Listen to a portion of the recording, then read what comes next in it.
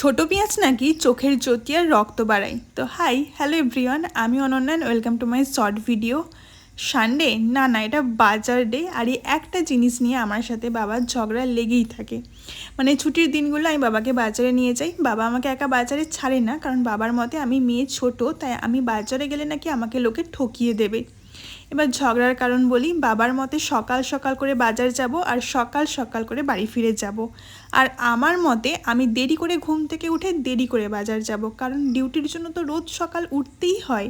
তো যাই হোক, অনেক কষ্ট করে বাবাকে রাজি করিয়ে দেরি করে বাজারে গিয়েছিলাম সেদিন। তো তবে সকালের দিকে গেলে ফ্রেশ সবজি আর মাছটা পাওয়া যায়। তো এবার পেঁয়াজের কথায় আসি, একজন কাকু ছোটো পেঁয়াজ বিক্রি করছিলেন, তো তিনি বলছিলেন ছোটো পেঁয়াজ নাকি চোখের জ্যোতি বাড়ায় আর রক্ত তৈরি করে।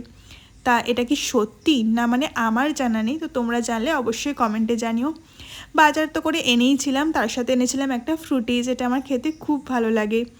তারপর বসেছিলাম মেকআপ আর জুয়েলারির বক্স গোছাতে, যেটা গোছাতে না আমার বরাবর খুব ভয় লাগে, আর যেদিন গোছাই ঠিক তার পরের দিনই আবার সব এলোমেলো হয়ে যায়।